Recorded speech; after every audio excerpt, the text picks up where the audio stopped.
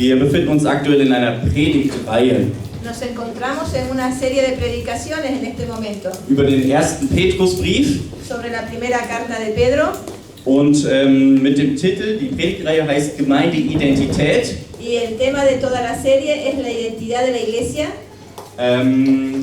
Was wir vom Ratgeber Petrus lernen können. que podemos aprender de los consejos que nos da Pedro.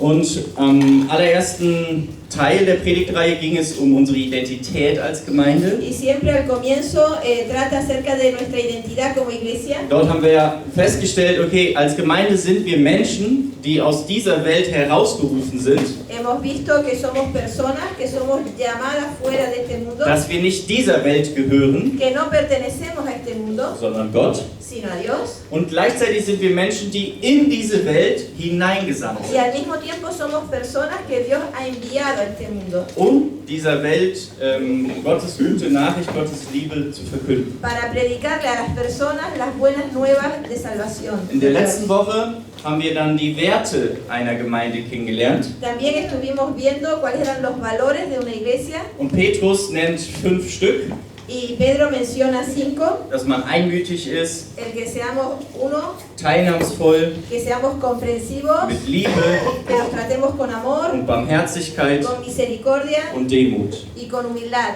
Und heute geht es weiter in der Frage, was ist eine Gemeinde? Y hoy continuamos respondiendo a la pregunta ¿qué es una iglesia? Und es geht nun um die geistliche Struktur einer Y Gemeinde. de lo que hablaremos hoy es de la estructura espiritual de una Die iglesia. geistliche Struktur, die Petrus den Gemeinden zu dieser Zeit vorschlug oder auftrug. Sozusagen. Pedro les propone a la iglesia en aquel tiempo una estructura de cómo ser como iglesia Und espiritual. die finden wir in dem Vers, in Kapitel 4, Vers 10. Y eso lo encontramos en el capítulo 4 de la primera carta de Pedro, versículo 10. Und dort heißt es, jeder soll den anderen mit der Gabe dienen, die er von Gott bekommen hat. Wenn ihr das tut, erweist ihr euch als gute Verwalter der Gnade, die Gott uns in so vielfältiger Weise schenkt. Ahí dice, cada uno según el don que ha recibido, ministrelo a los otros, como buenos administradores de la multiforme gracia de Dios. Cada uno debe servir al otro con el don que ha recibido de Dios. Und ich habe aus diesem Vers 3 Predigtpunkte abgeleitet. Y de este texto he sacado 3 puntos. Ich habe euch auch etwas mitgebracht, symbolisch. También ha traído algunas ilustraciones, algo simbólico. Der erste Predigtpunkt heißt Verwalter der Gnade. El primer punto de la prédica es administradores de la gracia. Der zweite von Gott geschenkte Gaben. El segundo es los dones regalados por Dios a nosotros. Und der dritte dem anderen dienen. Y el tercer punto es servir a los Das otros. sind die 3 Punkte, die mir in diesem Bibelvers aufgefallen sind. Estos son los 3 puntos en los que yo he caído en la cuenta al mirar este texto bíblico. Dieser Vers sagt ja eigentlich Folgendes.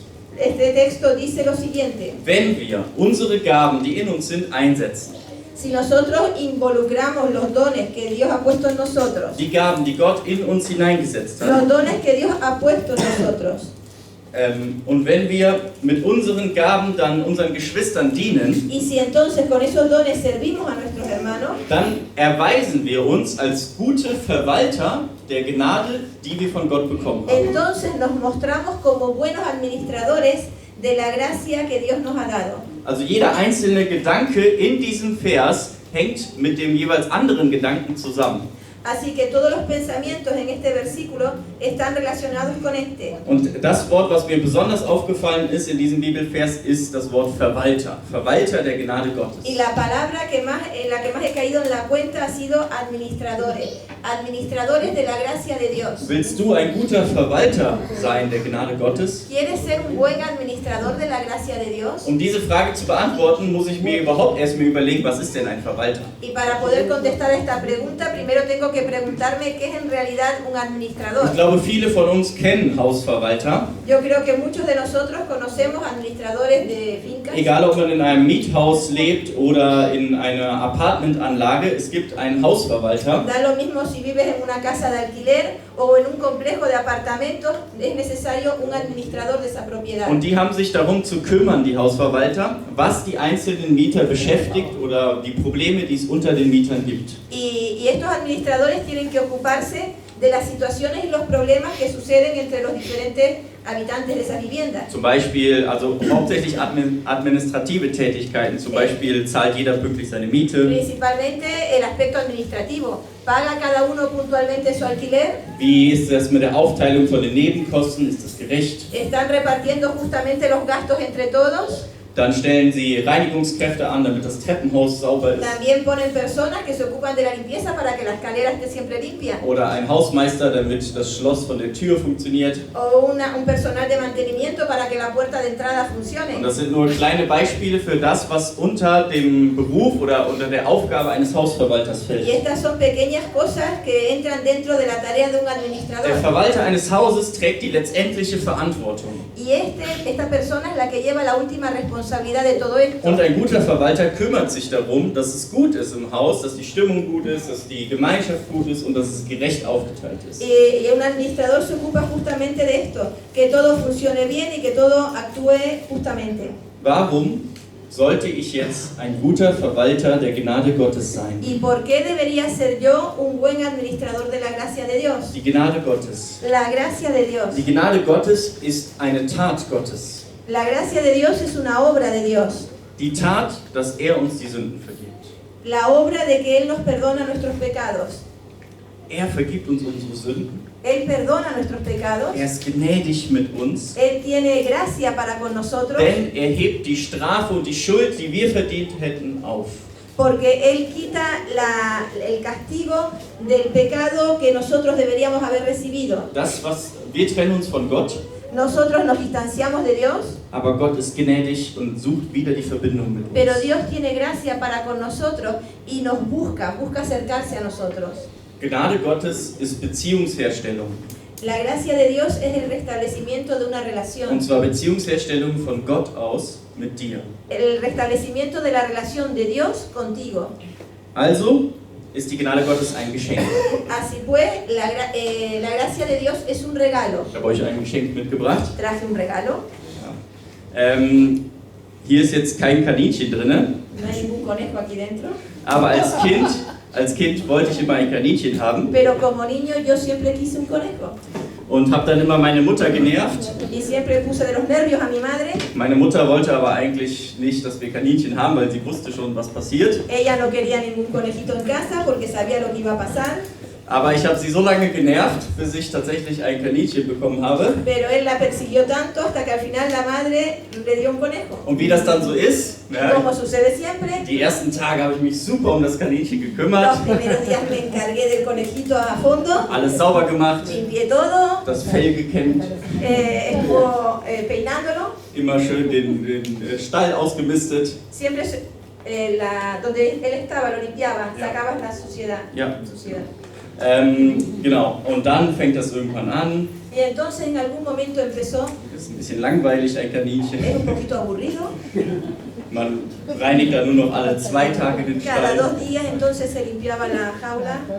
Man streichelt die nicht mehr so häufig. Ya no lo hacemos tan a menudo. Und irgendwann ist es nur noch nervig, dass man ein Kaninchen hat. Y al final te da de los nervios el que tengas que ocuparte del conejo. Ist das gerecht, wie ich mit dem Geschenk von meiner Mutter umgegangen Y es bin? justo como actué con respecto al regalo que me dio mi madre. Ist das angemessen, wie ich darauf reagiert habe, wie dass meine Mutter mir etwas schenkt?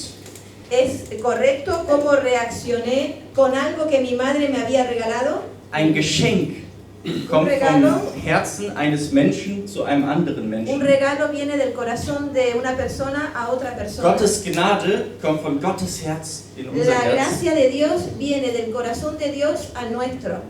Gehe ich angemessen damit um? Estoy actuando adecuadamente con ese regalo que se me ha dado. Dankbar, Agradecimiento, sorgsam, preocupación, auch benutzen, aber auch respektieren, usarlo pero también respetarlo, mich darum kümmern. ocuparme.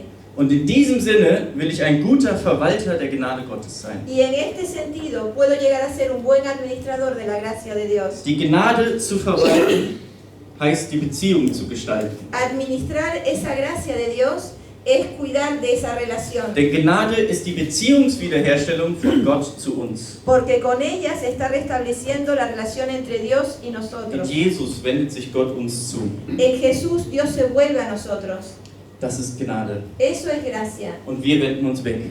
Y nosotros nos volvemos hacia el In otro unserem lado. Leben suchen wir eigene Wege, En nuestra vida buscamos nuestros propios caminos. wollen Entscheidungen treffen, die das Beste für uns sind. Queremos tomar decisiones que creemos que son las mejores para nosotros. Dass wir bekannter werden, Que nosotros seamos conocidos, beliebter werden, amados, dass respetados, andere uns mögen, que los demás quieran estar con nosotros. wollen reicher werden, Queremos ser ricos, más ricos, besseren Job haben, tener un mejor trabajo, mehr Freunde más amigos und die witzigsten sein. y ser los más simpáticos. Wir suchen unsere eigenen Wege als Menschen, Buscamos nuestros propios caminos como personas selbst im Mittelpunkt zu stehen. para poder ponernos en el centro. Und gleichzeitig in diesem Weg wende ich aber Jesus den Rücken zu, Y justamente en este camino le estoy dando la espalda a Dios, weil ich eben mich mir selbst zuwende porque lo que estoy haciendo es volviéndome hacia mí und nicht mismo. danach frage, Jesus, was willst du Y denn? no le pregunto a Jesús, Jesús, ¿qué es lo que tú quieres? Gehen wir angemessen mit dem Geschenk der Gnade Gottes um? ¿Actuamos de una forma adecuada con respecto al regalo de la gracia de Dios? Das Geschenk sagt, Gott vergibt dir alle Sünden. El regalo dice, Dios te perdona todos tus pecados. Das ist das Geschenk Gottes. Ese es el regalo de Jede Dios. Schuld, egal was du getan hast, was du Cualquier tun wirst, pecado, no importa lo que tú hayas hecho, dafür ist Jesus am Kreuz gestorben. por todo lo que tú has hecho, Él ha muerto en la cruz por ti. Haben wir das wirklich verstanden, dass wir angemessen mit diesem Geschenk umgehen? Lo hemos entendido adecuadamente, que tenemos que actuar de forma adecuada con respecto a ese regalo. Ich will ein guter Verwalter sein der Gnade Gottes. Yo quiero ser un buen administrador de la gracia de Dios. Petrus spricht hier in diesem Vers von einer vielfältigen Gnade. Aquí Pedro habla de la gracia muy variada. Das ursprüngliche griechische Wort kann man auch mit sehr bunt übersetzen. Se podría traducir del griego como una gracia muy colorida, Sehr bunte Gnade. una gracia multi. Und was bedeutet das? Eine Gnade, die sehr tief geht, ¿Y qué significa una gracia que es tan profunda? dass sie sich nicht nur auf einen Bereich unseres Lebens konzentriert Quiere decir que no se concentra solo en un área de nuestra oder auf vida eine Schuld o en un pecado concreto oder auf eine o Beziehungswiederherstellung, en el restablecimiento de una relación, sondern die Gnade Gottes ist so ein großes, vielseitiges Bild, sino que la gracia de Dios es tan amplia, abarca tanto, dass sie in alle Bereiche unseres Lebens hineingreift que alcanza todas las áreas de nuestra vida. und dort unsere Schuld wegnehmen will Y allí quiere quitar nuestro pecado und Barmherzigkeit pflanzen. y sembrar misericordia. Wenn ich auf das Kreuz schaue, Cuando miro a la cruz wenn ich auf das Kreuz schaue und das Geschenk Gottes verstehe, y cuando miro a la cruz y entiendo el regalo de Dios, die Sündenvergebung el perdón de los und pecados, die Gnade von Jesus annehme, y acepto la gracia de Jesús, dann entsteht in mir dieser Wunsch, ein guter Verwalter von entonces der surge Gnade en zu mí sein. ese deseo de ser un buen administrador de la gracia de Dios. Der zweite Predigtpunkt. El segundo punto de esta prédica, Vielleicht seid ihr neugierig, was hier drin ist. quizás estáis curioseando pensando qué habrá ahí dentro. Kein Kaninchen. No hay un conejo. Der zweite, von Gott geschenkte Gaben. Un segundo punto, los dones regalados de Dios. Petrus sagt nun, okay, guter Verwalter der Gnade sein ist nicht nur eine Beziehung zu Gott halten, Pedro dice que el ser un buen administrador de la gracia de Dios no es solamente mantener una buena relación, sondern ich bin ein guter Verwalter, wenn ich mit meinen Gaben den anderen diene. sino que además soy un buen administrador cuando sirvo a los demás con los dones que Él me ha dado. Das griechische Wort für Gabe heißt Charisma. La palabra griega para la palabra don es carisma. Und für Gnade gibt es verschiedene Wörter im Griechischen, aber hier in dieser Textstelle steht auch das gleiche Wort Charisma.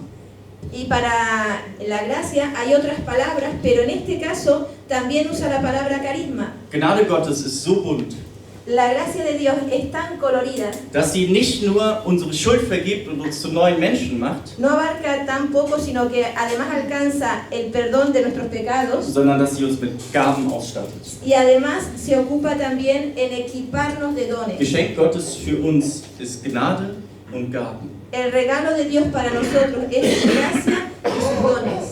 Und so erweisen wir uns als gute Verwalter, wenn wir einmal in dieser Gnade bleiben Y así nos mostramos como buenos administradores, primero si permanecemos en esta gracia und wenn wir die Gaben, die Gott in uns gelegt hat, einsetzen, um den anderen zu y dienen. después si involucramos esos dones que Dios ha puesto en nosotros para servir a los otros. Merkt ihr die geistliche Struktur, die Petrus den Gemeinden empfiehlt? ¿Podéis daros cuenta de la estructura espiritual que Pedro le plantea a la iglesia? Darin steckt eine gabenorientierte Mitarbeit. Ahí se esconde un trabajo orientado a los dones. Und das bedeutet, dass alles das, was in einer Gemeinde getan werden muss oder getan werden soll, Eso quiere decir que todo lo que tiene que hacerse en la iglesia o se debe hacer en la iglesia soll auf Basis der Gaben, die Gott in eingelegt hat, passieren. tiene que estar fundamentado en los dones que Dios ha dado. Das heißt, ich gucke mich um Eso quiere decir que yo miro hacia alrededor und schaue, welche Gaben haben denn meine Geschwister y digo, a ver, ¿qué dones tienen mis hermanos? und was für eine Aufgabe könnte sich aus der Gabe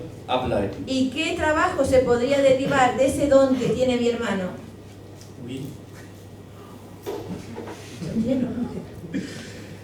Ich habe hier ein paar Gaben mitgebracht, Yo traje algunos regalos, ja, Süßigkeiten. dulces.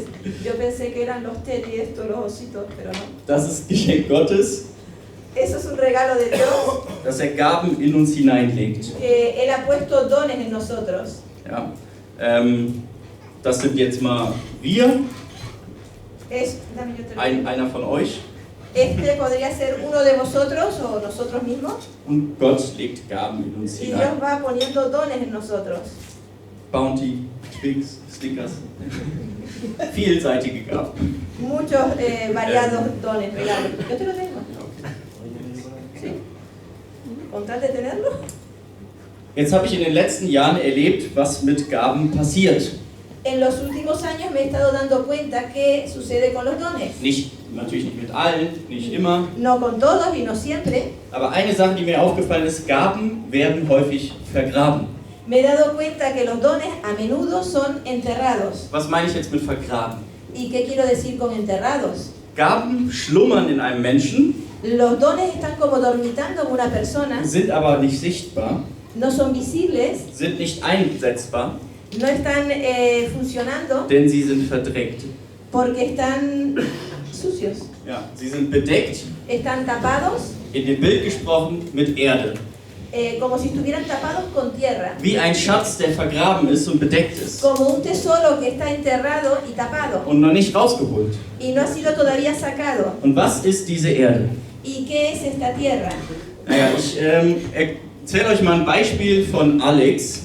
Os quiero contar un ejemplo de Alex. Das ist ein erfundenes Beispiel. Es un ejemplo, Ja, die un invento de tu imaginación. Genau, also No Alex. se basa en ninguna persona. Alex ist ein junger Mann, Alex es un hombre joven, der geht in eine Gemeinde él va a una iglesia und ist ganz glücklich, y está muy feliz denn er hat zu Gott gefunden. porque él ha encontrado a Dios. Und jetzt ist er so glücklich und mit Dank erfüllt, Y él está tan contento y tan agradecido dass er etwas zurückgeben will. que él quiere dar algo de vuelta al Geht Señor. Alex zum Pastor und zu den Gemeindeleitern. Así que Alex va al pastor y al grupo de dirección de la iglesia. Wo kann ich mithelfen? ¿Dónde puedo ayudar? Ich will helfen, ich will Yo mich quiero einbringen. ayudar, yo quiero implicarme. Egal was, No putzen, importa qué, limpiar, Technikdienst, el servicio de técnica, Kindergottesdienst. escuela dominical. Egal wo ihr mich braucht, ich No helfe importa überall donde me mit. necesitáis, yo quiero estar. Und dann trifft Alex auf einen Menschen, der nicht gut gelaunt ist an Y diesem Tag entonces ese día se encuentra Alex con una persona que no está de buen humor. und merkt das erste Mal, okay, in der Gemeinde sind nicht immer alle super drauf. Y entonces se da cuenta que no todos en la iglesia son super guay. Und Alex fängt an, das auf die Mitarbeit zu übertragen Y entonces comienza eso a trasladarlo a los colaboradores. und anstatt mit dieser Person zu reden, Y en lugar de hablar con esta persona,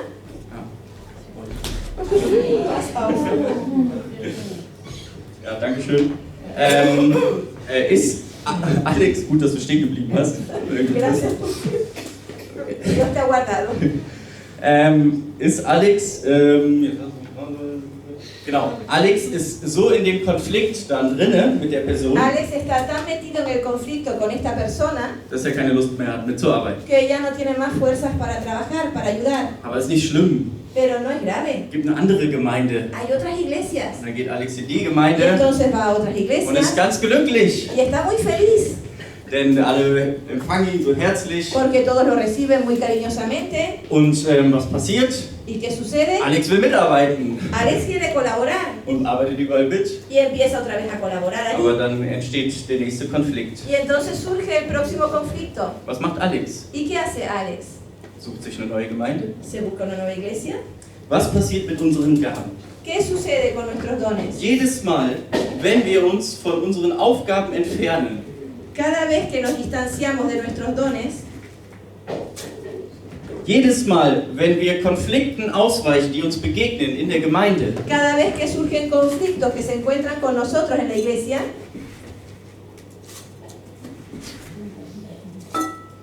wie sollen sich unsere Gaben entwickeln? ¿cómo se pueden desarrollar nuestros dones? Bin ich 3 Monate in einer Gemeinde Estoy 3 meses en una iglesia und dann gibt es die erste Herausforderung y entonces surge el primer desafío und dann hau ich ab. y entonces me voy.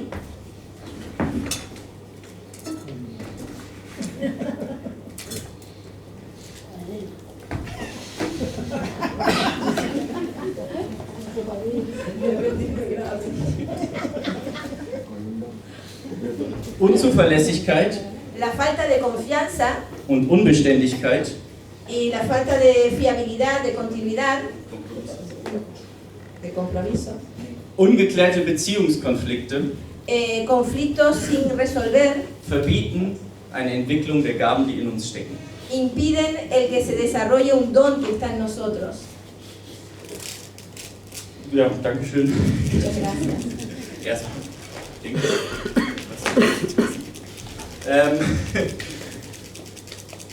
Wie können wir diese Gaben wieder, oder wie können wir die Erde wieder loswerden? ¿Cómo podemos quitar de nosotros esa tierra? Es ist nämlich möglich.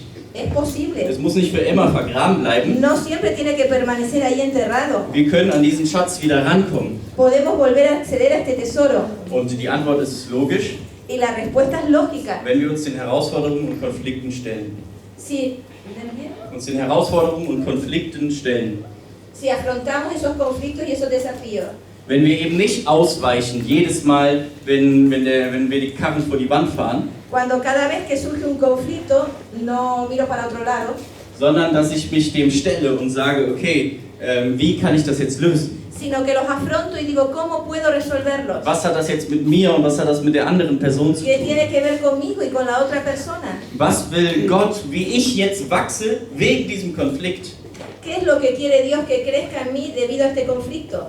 Und so, wenn wir anfangen, über das zu sprechen, was zwischen Menschen steht, Y cuando empezamos a hablar sobre aquello que está entre las personas, wenn wir anfangen zu klären, wenn es Missverständnisse gab, cuando comenzamos a tratar de aclarar esos malos entendidos, wenn wir anfangen, Erwartungen zu klären, was hast du denn eigentlich erwartet oder was erwarte ich von cuando dir, empezamos a aclarar esas expectativas que quizás tienes tú del otro dann o können el otro de wir ti, Stück für Stück Erde abbauen. entonces es como si estuviéramos poco a poco quitando esa tierra. Und so langsam kommt wieder hervor, was wirklich in uns steckt. Y entonces poco a poco va saliendo eso que está puesto en nosotros. Die stärksten Gaben, die bei Menschen zum Vorschein kommen, Los dones más fuertes que surgen en la persona waren vielleicht die vorher am tiefsten vergraben waren. eran quizás aquellos que estaban más profundamente hundidos, enterrados, Weil sie am meisten dafür tun mussten, dort wieder rauszukommen, dass die Gabe wirklich zur Entfaltung kommt. porque tenían que hacer lo más posible para poder sacar esa tierra, para poder desarrollar ese don. Gaben können nicht nur vergraben sein durch solche äußeren Umstände, Los dones no solamente pueden estar enterrados con cosas así ajenas o de afuera, sie können auch versteckt sein. también pueden estar escondidos. Dafür gibt es 4 Möglichkeiten. Para eso hay 4 posibilidades. Und zwar die erste ist, man selbst kennt seine eigenen Gaben nicht, aber andere kennen die Puede Gaben. ser que uno mismo no conozca sus propios dones, pero que otros sí los conozcan. Was kann man dann machen? ¿Qué se puede hacer? Ich kann andere fragen, Puedo preguntarle a otros, was denkt ihr denn, was in mir ¿qué angelegt ist? pensáis vosotros? ¿Qué don hay en mí? Und man kann es ausprobieren. Y se puede probar. Dann die zweite Option, La segunda opción, man selbst kennt ganz gut seine Gaben, aber andere kennen sie nicht. quizás uno mismo conoce sus propios dones, pero los demás no. Dann kann man sich langsam einbringen in die Gemeinde, Entonces, poco a poco, una persona puede irse implicando en la kann iglesia, anfangen mitzuarbeiten. puede comenzar a colaborar. Und wenn sie wirklich diese Gaben haben, werden das die anderen sehen. Y entonces, si de verdad tiene ese don, pues los demás lo van a ver. Sie können mit den Bereichsleitern sprechen Pueden hablar con el grupo de líderes und sich auch einfach ausprobieren. y probar. Dann gibt es die dritte Option. Hay una tercera opción. Man selbst kennt seine Gaben nicht Uno mismo no conoce sus dones und die anderen kennen sie nicht. y los demás tampoco. Was macht man dann? Y entonces, ¿qué se hace? Dann begibt man sich auf eine Gabenentdeckungstour. Entonces se comienza como una especie de tour de descubrimiento de dones. Das beginnt mit Gebet. Comienza con la oración. Gott, zeig mir, welche Gaben du in mich hineingelegt hast. Dios, muéstrame qué don has puesto en mí. Dann kann ich mit Vertrauenspersonen reden in meinem Umfeld. Entonces puedo hablar con personas de mi confianza en mi entorno. Ich kann sagen, hier, ich weiß gar nicht so genau, welche Gaben Gott mich hineingelegt hat. Sollen wir mal zusammen dafür beten? Y le puedes decir, mira, no sé qué Dios, ha Dios puesto en mí, pero puedes orar conmigo para poder descubrirlo. Dann gibt es noch sowas wie Gabentest Luego también hay test de dones oder auch einfach Gaben ausprobieren. o simplemente probar. Und die vierte Option, Y la cuarta opción, man selbst kennt seine Gaben uno mismo puede ser que conozca sus dones und die anderen. y los otros también. Das ist natürlich ganz vorteilhaft, Das es. sehr vorteilhaft. Eso tiene muchas ventajas. Ja, genau. Dann kann man Aufgaben in der Gemeinde suchen, die diesen Gaben entsprechen. Y entonces se pueden buscar en la iglesia tareas que reflejan la necesidad de ese don. Und manchmal, glaube ich, gucken wir als Gemeinde viel mehr auf die Aufgaben, die schon da sind. Y creo que como iglesia muchas veces miramos esos dones que ya están ahí funcionando. Nee, die Aufgaben, die. Las tareas, perdón. Genau. Que ya hay. Und dann entsteht eine Lücke, Y entonces surge un hueco. dann suchen wir jemanden neuen Mitarbeiter. Y entonces buscamos un colaborador que lo cubra. Und wir denken, es gibt nur die Gaben, wo es schon Aufgaben zu gibt. Y creemos entonces que solamente existen las tareas donde ya hay dones trabajando. Aber es gibt mehr Gaben als Aufgaben. Pero hay más tareas que dones. Und es geht nicht darum, Aufgaben zu machen und die mit Gaben zu füllen, Y no se trata solamente de cubrir los huecos que hay, sondern es geht darum, durch Gaben Aufgaben zu gestalten.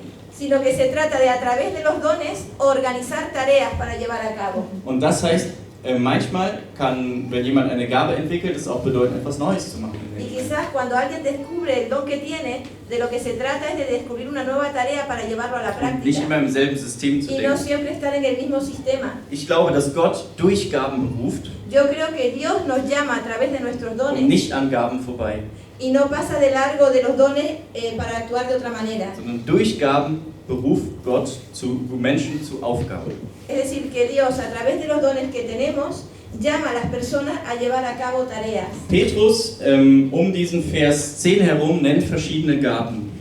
Pedro nombra diferentes dones en torno a este versículo 10. Die Verse 8 bis 9 und 11. Del versículo 8 al 9 y el 11. Vor allem aber bringt einander eine tiefe und herzliche Liebe entgegen, denn die Liebe, so sagt uns die Schrift, deckt viele Sünden zu. Seid gastfreundlich gegenüber euren Geschwistern, nehmt sie gerne und ohne zu murren auf. Redet jemand im Auftrag Gottes, dann soll er sich bewusst sein, dass es Gottes Worte sind, die er weitergibt. Übt jemand einen praktischen Dienst aus, soll er die Kraft in Anspruch nehmen, die Gott ihm dafür gibt. Lo más importante de todo es que sigan demostrando profundo amor unos por otros, porque el amor cubre gran cantidad de pecados. Abran las puertas de su hogar con alegría el que necesite un plato de comida o un lugar donde dormir. ¿Has recibido el don de hablar en público? Entonces habla como si Dios mismo estuviera hablando por medio de ti. ¿Has recibido el don de ayudar a otros? Ayúdalos con tanta fuerza, con toda la fuerza y la energía que Dios te da. Así cada cosa que hagan traerá gloria a Dios por medio de Jesucristo. Also Gaben, die Petrus hier nennt, sind freundschaftliche Liebe, Así, los dones que aquí menciona Pedro, es amor y hospitalidad. Gastfreundschaft, Hospitalidad. genau. Gottes Wort reden. Hablar la palabra de Dios. Hier denken wir natürlich meistens direkt an Verkündigung und Predigen und so. Enseguida quizás pensáis en la predicación, Aber Gottes Wort reden kann auch in 4-Augen-Gespräch geschehen. pero también una conversación se puede dar entre dos personas mirándose a la cara. Und praktischer Dienst. Y Y en servicios prácticos. Selbstverständlich gibt es noch viel mehr Gaben im Neuen Por Testament. supuesto que hay muchos más dones en el Nuevo Testamento, Nur als Beispiel, damit ihr eine Idee bekommt, was für Gaben gibt es. pero simplemente es un ejemplo para que veáis qué dones hay Und warum erweisen wir uns als gute Verwalter der Gnade Gottes, y cómo nos mostramos o de qué manera nos mostramos como buenos administradores de la gracia de Dios wenn wir unsere Gaben einsetzen? cuando involucramos nuestros dones. Gaben einsetzen ist wie das Geschenk, die Gnade auszupacken. Involucrar nuestros dones es como abrir el regalo de la gracia de Dios. Das rauszuholen, was Gott in uns gelegt hat. Sacar aquello de nosotros, aquello que Dios ya ha puesto ahí. Und so, wenn wir unsere Gaben einsetzen, zeigen wir auf praktische Art und Weise, dass wir Gott dankbar sind. Y cuando de una manera práctica llevamos adelante esos dones, estamos demostrando a Dios que estamos agradecidos. Ich habe lange gebraucht, um zu verstehen, dass wenn ich joggen gehe, dass das sehr geistlich ist. Yo tardé mucho tiempo en ver que cuando me voy a hacer jogging, a correr, que es un don espiritual. Ja, für viele ist ja stille Zeit. Ja? Para So, muchos es su tiempo de silencio. beten, Orar, Bibel aufschlagen, abrir la Biblia, lesen, leer, studieren, estudiar, wieder beten, otra vez orar fertig. y listo. Für mich ist stille Zeit, auch wenn ich joggen gehe. También para mí un tiempo en silencio es cuando voy a correr. Es ist sozusagen dadurch, dass ich joggen kann, Y es porque puedo correr, sage ich Gott dankbar dafür, dass ich es kann. le doy gracias a Dios porque lo puedo hacer. Ich benutze das, was er mir gibt. Yo uso aquello que Él me da. Gesundheit, Salud, schnelle Beine, piernas rápidas, große Lungen. grandes pulmones. Und genauso auch mit den Gaben. Y así mismo con los dones. Wenn wir sie benutzen, Cuando los usamos, zeigen wir Gott, wie dankbar wir sind. le decimos a Dios cuán agradecidos estamos. Der praktische Einsatz ist eine dankbare Haltung. Llevar a la práctica es una actitud de agradecimiento. Ich lese zum letzten Predigtpunkt von heute, dem anderen Dien. Leo para el punto de servir a otros. In 1. Petrus 4, die Verse 10 und 11. 10, darüber reden wir die ganze Zeit, und 11 ist der direkt danach steht. En 1 de Pedro 4, 10 y 11. Jeder soll dem anderen mit der Gabe dienen, die er von Gott bekommen hat. Wenn ihr das tut, erweist ihr euch als gute Verwalter der Gnade, die Gott uns in vielfältiger Weise schenkt. Redet jemand im Auftrag Gottes, dann soll er sich bewusst sein, dass es Gottes Worte sind, die er weitergibt. Übt jemand einen praktischen Dienst aus, soll er die Kraft in Anspruch nehmen, die Gott ihm dafür gibt. Jede einzelne Gabe soll mit der Hilfe von Jesus Christus so eingesetzt werden, dass Gott geehrt wird. Ihm gehören der Ruhm und die Macht für immer und ewig. Amen. Cada uno según el don que ha recibido, ministrelo a los otros, como buenos administradores de la multiforme gracia de Dios. Has recibido el don de hablar en público, entonces habla como si Dios mismo estuviera hablando por medio de ti. Has recibido el don de ayudar a otros, ayúdalos con toda la fuerza y la energía que Dios te da. Así cada cosa que hagan traerá gloria a Dios por medio de Jesucristo. A Él sea toda la gloria y todo el poder por siempre y para siempre. Amén. Also wir haben das Geschenk der Gnade Gottes erhalten. Así que hemos recibido el regalo de la gracia de Dios. Wir wollen gute Verwalter sein dieser Gnade. Queremos ser buenos administradores de esta Und gracia. deswegen setzen wir unsere Gaben in der Gemeinde Y ein. por eso implicamos nuestros dones en la In iglesia, konkreten Aufgaben. en tareas concretas. Und nun kommen wir zum Ziel des Ganzen. Y ahora llegamos a la meta de todo esto. Warum gibt es diese geistliche Struktur? ¿Por qué existe esta estructura espiritual? Warum soll das so in einer Gemeinde laufen? ¿Por qué debería funcionar así en una iglesia? Damit Gott geehrt wird. Para que Dios sea honrado. All das tun wir zur Ehre Gottes. Todo eso lo hacemos para la honra de Dios. Das ist die Ehre Gottes, dass wir unsere Gaben praktisch einsetzen. Esa es la honra de Dios, el que llevemos nuestros dones y los involucremos In einer bestimmten Aufgabe. en una tarea concreta Und damit wir anderen dienen. y para que podamos servir a otros. Als ich das gelesen habe, okay, hier in Vers 11, Cuando leí esto en el versículo 11, jede einzelne Gabe soll mit der Hilfe von Jesus Christus so eingesetzt werden, dass Gott geehrt wird. que cada don debe ser llevado a la práctica de tal manera que Dios sea honrado. Da habe ich gedacht, okay, man kann vielleicht die Gaben auch einsetzen, dass Gott nicht geehrt wird. ¿Será posible que podamos llevar a la práctica dones o involucrarlos sin que Dios sea honrado? Wenn ich mich selbst im Mittelpunkt stellen will, Quizás si me pongo en el centro yo, wenn es mir um das Lob des anderen geht, cuando se trata de que otro me alabe, wenn es mir um Macht geht, cuando se trata de adquirir poder, dann kann man auch Gaben einsetzen, ohne Gott zu ehren. entonces también se puede llevar a la práctica los dones sin darle a Dios la gloria. Und es ist das Ziel von Petrus, ¿Y es esa la meta de Pedro? dass in den Gemeinden nur dann Gaben eingesetzt werden, De que solo se han llevado a la práctica los dones wenn Gott damit geehrt wird. solo si Dios es honrado. Wenn nicht, Cuando no, besser nicht. mejor no. Ist da mehr Erde draufschütten. Hay que tirar entonces más tierra encima. Oder wird dann, das passiert dann. Eso es lo que sucede, ¿sí? Jetzt haben wir dieses Geschenk, Ahora tenemos este regalo, die Gnade, la gracia, und da sind genug Süßigkeiten drin für alle. y hay suficientes chocolatinas para todos. Und da habe ich mir überlegt, da kann natürlich jeder eins haben. Y pensé, pues cada uno puede coger uno. Also wenn wir gleich rausgehen nach dem Gottesdienst, Así que cuando salimos del culto, aber wir essen das nicht, pero no nos lo comemos sondern wir schenken unsere Süßigkeit jemand anderem. y se lo regalamos entonces a otro. Weil wir ja mit unseren Gaben den anderen dienen. Porque nosotros con nuestros dones servimos a otros. Ja, und deswegen. Ja, Gott segne euch. Dios los bendiga. Amén. Amén.